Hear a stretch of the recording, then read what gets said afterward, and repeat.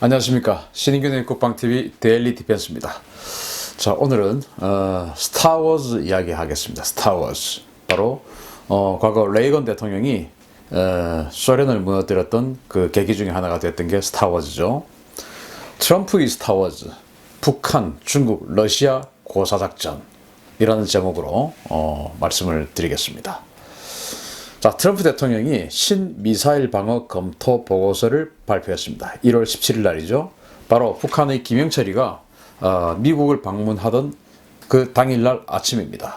김영철이 방문을 하기 직전에 이런 미사일 방어 검토 보고서를 발표했다는 것은 뭐 정치적으로 김영철 또는 북한 그리고 김영철의 방미를 지켜보고 있는 중국과 러시아에게 던져주는 메시지가 저는 상당하다라고 생각을 합니다.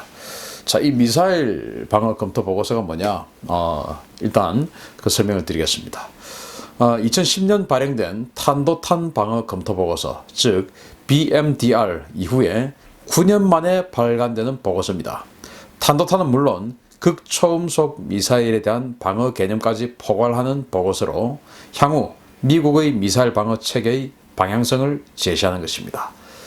이러한 어떤 그 미국의 전략적 그 가이드라인을 제시하는 그런 중요한 보고서를 트럼프 대통령이 직접 발표를 하면서, 그것도 김영철이가 핵 관련 협상을 하러 오는 그 당일날 아침에 발표를 했다라고 하는 것은, 이거는 정치적으로 굉장히 던져주는 메시지가 크다, 이렇게 생각을 하고요.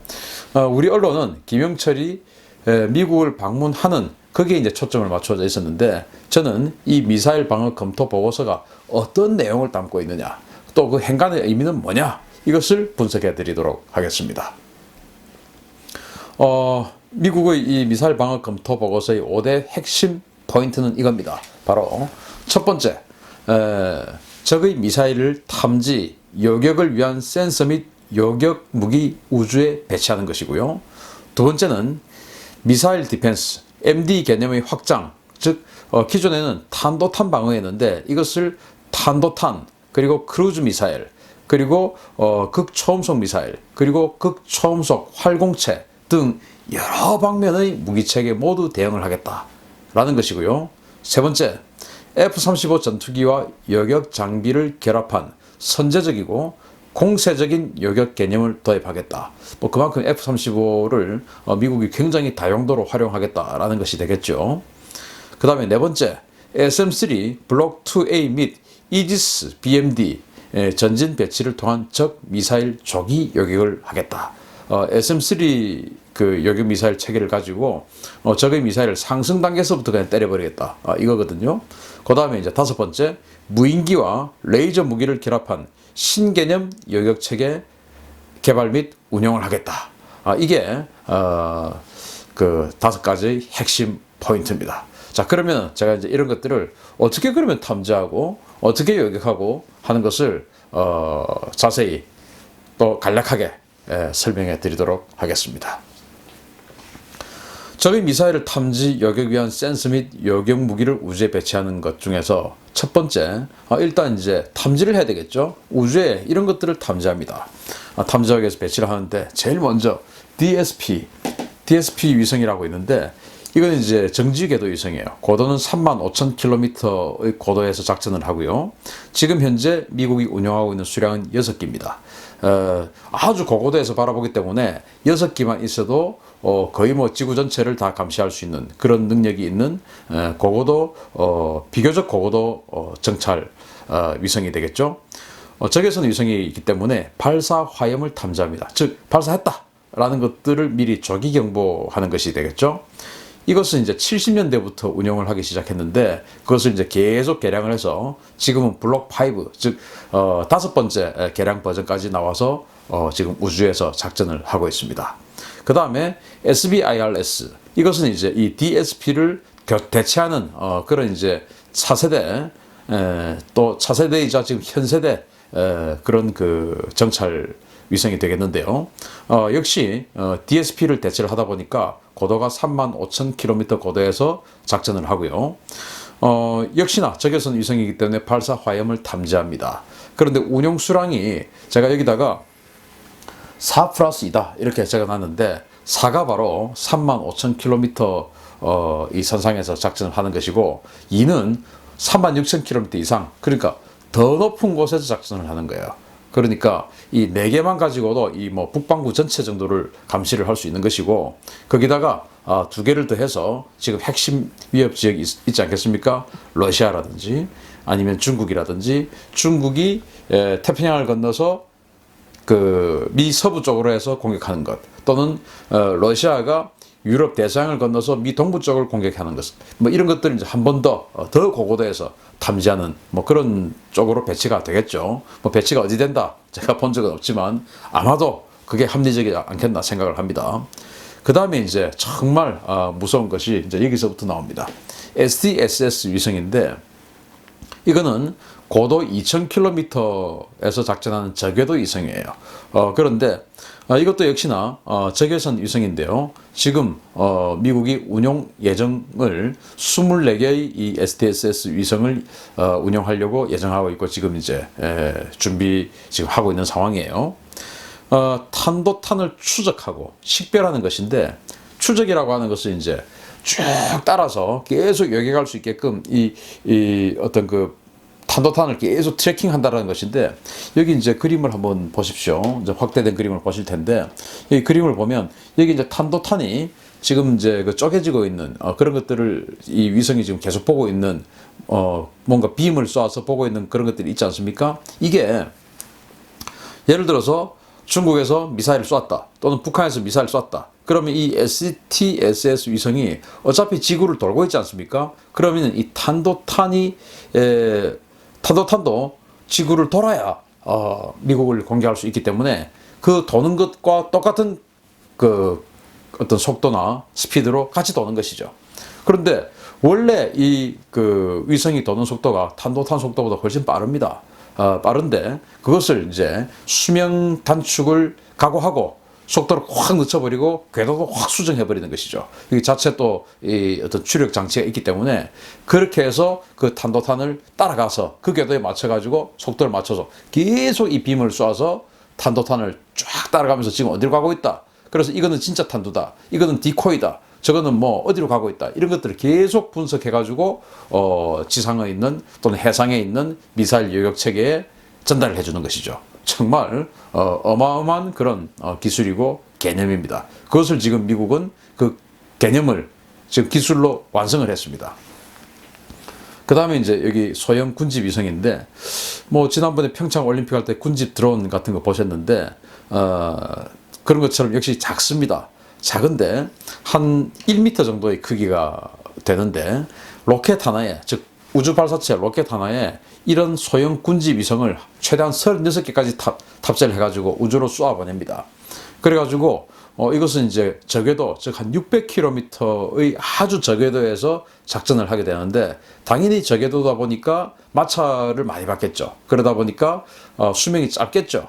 그렇지만은 예를 들어서 북한이 미국을 공격한다. 그런 징후가 지금 명확하다. 위기 상황이다. 또는 중국이 미국을 공격하려고 한다 하는 위기 상황이다 하는 그런 상황이 되면, 예를 들어서 북한 상공에다가 이 로켓 한 발을 쏩니다. 그럼 거기서 36개의 이 군집 위성들이 쫙 뿌려져서 북한 전역을 이잡듯이 바라보는 거예요. 그거는 이제 발사하는 것뿐만 아니고 이 미사일 발사체, 텔, 이동식 미사일 발사 차량이죠. 그런 것이 움직이는 것까지 전부 탐지를 다 합니다. 그러다가 이제 수명이 짧으니까 위기 상황이 끝나면 뭐 자폭을 하든지 자동 뭐 어떤 추락을 하든지 뭐 이런 식으로 이제 없애버리겠죠. 이런 식으로 또 하다가 또 위기다 또 쏘는 것이죠. 그런데 가격이 대단히 싸답니다.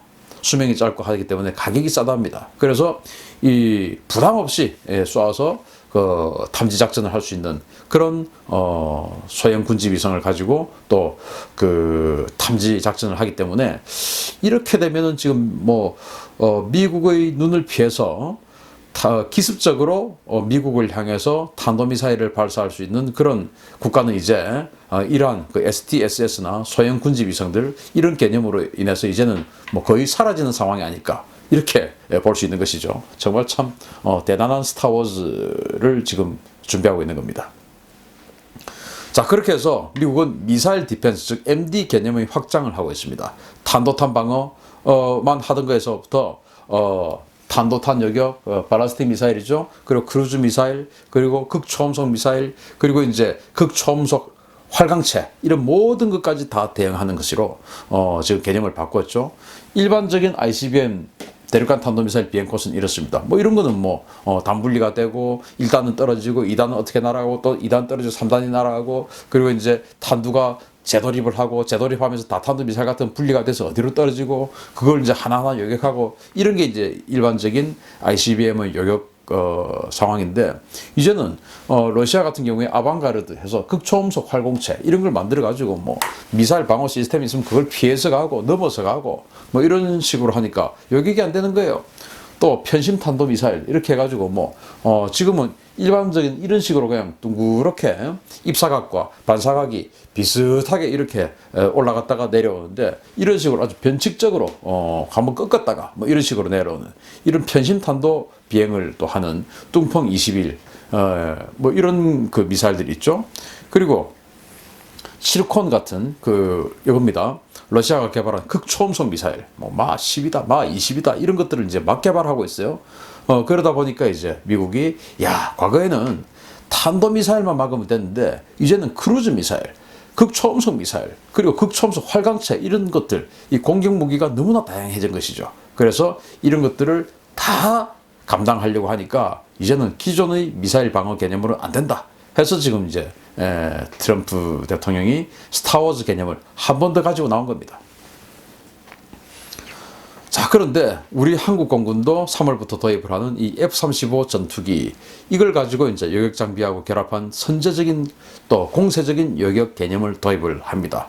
참 그런 거 보면 F-35 우리는 뭐 잘 샀다는 생각이 들고 참 대단한 전투기라는 생각도 들어요. 여기 보면 여기 이제 보라색 조그만 점이 보이는데, 이 F-35가 그러니까 지금으로부터 한 10년 전, 2010년도인데 미국의 그 미니트맨 3라고 하는 지대지 ICBM이 있습니다. 그걸 이제 시험 발사를 하면서 탐지 어떤 테스트를 하는 거예요. 1300km 떨어져 있는 상황에서 EODAS라고 하는 이 전자식 광학 탐지 추적 장비, 이걸 통해서 지금 1300km 밖에서 이 미니트맨 3 ICBM이 솟아오르는 것을 발견하고 쭉 추적을 하는 겁니다. 대단한 거죠. 이제 이렇게 추적을 하면서 지상 어떤 또는 해상 그 미사일 방어 시스템 그 통제소에다가 정보를 주기도 하고 자기가 직접 레이저로 요격을 하기도 합니다. 지금은 레이저 요격 무기가 F-35 없지만 미국이 이것을 개발하고 있다라고 합니다. 그래서 이 F-35에도 탑재를 할 수 있는 레이저 요격 무기. 그래서 딱 뜨면 그 전에 이제 징후가 있으면, 만약에 상대가 북한이라고 하면은 북한 주변에 F-35가 어느 정도 이제 촘촘하게 배치가 되어 있겠죠. 그리고 뜨면 탄도미사일이라는 게 저번에 뭐 나로호 발사하고 또 뭐 북한이 뭐 은하 3호 발사하고 할 때 생중계 보셨겠지만은 천천히 올라갑니다. 탄도미사일은. 왜냐하면 지구의 중력을 거스르고 일단으로 계속 올라가야 되기 때문에 천천히 올라가죠. 이때 이제 이 F-35 같은 스텔스 전투기이기 때문에 북한의 방공망이 살아있는 상태에서도 어느 정도 접근을 할 수가 있는 것이죠. 딱 접근해가지고 뜨면 이렇게 딱 보이는 대로 뜨면 날아가서 레이저로 올라가는 것을 그냥 깨버리겠다. 이제 이런 것이죠. 이게 이제 F-35를 가지고 공세적인, 선제적이고 공세적인 요격 한번 하고, 그 다음에 이제 요격이 실패해서 날아가면 그 다음 요격 체계로 또 하겠다. 그런데 그 요격 체계의 모든 시스템에, 다층 방어 시스템에 이 F-35까지 집어넣어서 이제 레이저로 요격하겠다라는 개념을 집어넣은 거죠. 대단한 겁니다. 우리도 F-35 사니까 그런 개념 좀 도입을 했으면 좋겠습니다. 자, 이제 F-35 실패했어요. 그럼 어떻게 됩니까? SM-3, 해상에는 또 이제 이지스함들이 진을 치고 있겠죠. 여기에서 또 쫙 뜨는 것을 또 뜰 때는 천천히 올라가니까 이 SM-3, 이지스함의 SM-3가 그냥 급가속을 해가지고 올라가는 것을 때려버립니다. 그래서 이제 상승 단계에서 요격한다고 하죠. 상승 단계에서 또 실패할 수 있어요. 그럼 중간 단계, 이제 탄도비행을 할 때입니다. 탄도비행을 할 때는 마하 6에서 뭐 마하 7, 8 아주 천천히 날아가겠죠. 그런데 이 SM-3는 마하 15가 넘는 그런 속도로 가속을 할 수가 있습니다. 그러니까 마하 7, 8 정도로 아주 똑바르게 탄도비행을 하고 있는 것들을 가서 그냥 같이 따라서 비행을 하다가 추월을 하면서 치는 것, 이건 사실은 상당히 상대적으로 다른 요격 방식보다는 쉬워요. 그렇게 해서 중간 단계 이 SM3가 요격을 해버립니다. 근데 또 실패를 했다. 그러면 이제 내려 꽂을 때, 즉 종말 단계, 이때는 이제 어렵습니다. 왜냐? 종말 단계는 지구의 어떤 중력을 거스르고 또 내려오는 맞받으면서 내려오고 마찰도 있고 해가지고 막 이게 나선을 그리게 됩니다. 그게 아까 보셨다시피 편심탄도 비행하고 뭐 또 다탄도 미사일 쪼개지고 뭐 이런 식으로 막 하니까 종말 단계는 어려워요. 그렇지만 어쨌든 종말 단계 상층부에서 또 SM3가 또 다시 요격을 합니다. 또 이게 실패하면 이제 그다음에 사드가 종말 단계의 중간 단계에서 또 요격을 합니다. 이게 실패하면 이제 마지막에 종말 단계 하층 방어는 이제 팩3가 담당을 하게 되죠. 이게 이제 미국의 모든 미사일 요격 시스템인데 여기에 이제 그 SM3 앞에다가 아까 보셨다시피 F-35 레이저를 추가하는 겁니다. 그리고 또 있습니다. 그리고 이제 무인기 그리고 레이저를 결합한 신개념 요격 체계를 지금 개발을 하고 있습니다. 이게 지금 뭐 완전 신개념은 아니고 과거에 이제 부시 행정부 때 이 보잉 747 큰 대형 여객기죠. 여기다가 레이저를 갖다 붙여가지고 그 코일 레이저라는 이제 이름을 붙였는데 한번 발사를 하면은 뜨면은 한 40회 정도를 그 발사를 할 수 있는 그런 능력을 가지고 떴다고 해요. 원래는 최대 사정거리를 600km를 예정을 하고 개발을 했는데 해보니까 한 300km밖에 안 되더라는 겁니다. 그런데 이 보잉 747이 얼마나 큽니까? 그러니까 300km를 맞추려고 하면은 적진에 거의 방공무기 그 언저리까지 들어가야 되는데 사실은 뭐 그럴 수가 없는 것이죠. 그래서 이것은 접었습니다. 가격도 너무 비싸요. 50억 달러. 그리고 이제 일단 300km까지 접근해야 된다. 여기에 이 보잉 747 가지고 이 여객기 가지고 어떻게 300km 적진에 들어가겠습니까? F-35도 아니고 안 되는 것이죠. 접었습니다. 그런데 이제 지금 이 트럼프 행정부에서 10여 년이 지난 상태에서 어떻게 하냐?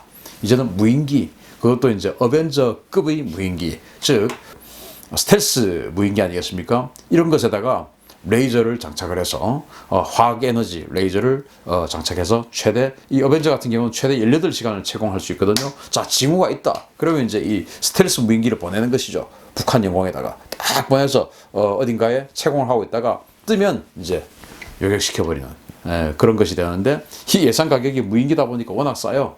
15,000달러, 1,500만 달러. 1,500만 달러면 뭐 한 160억 정도, 170억 정도, 이 정도면 뭐 무기 세계에서는 어마어마하게 싼 거죠. 그 정도를 예상하고 이런 것 정도는 또 이렇게 되면 대량 생산할 수 있죠. 그리고 이 어벤져 같은 경우는 18시간을 작전할 수 있지만 또 조금 덩치를 더 키운다든지 만약에 글로벌 호크급이라든지 이렇게 되면 한 50시간 또 작전을 할 수 있는 또 그런 상황이 되겠죠. 뭐 가격은 좀 또 올라가겠지만 이런 식으로 여러 무인기에다가 사람이 안 타니까 격추돼도 뭐 큰 부담도 없죠. 이런 여러 무인기에다가 이 레이저를 장착해서 하겠다. 그러면은 300km 또는 600km라도 물론 이제 이 과거 10여 년 전보다 지금이 훨씬 더 발전했겠죠. 그래서 300km, 600km라도 무인 스텔스기니까 훨씬 더 접근해서 레이저로 쏠 수 있다라는 그런 자신감과 이점이 있는 것이죠. 그래서 미국이 이렇게 또 스타워즈의 한 편을 또 만들고 있는 것이다 라고 또 말씀을 드립니다.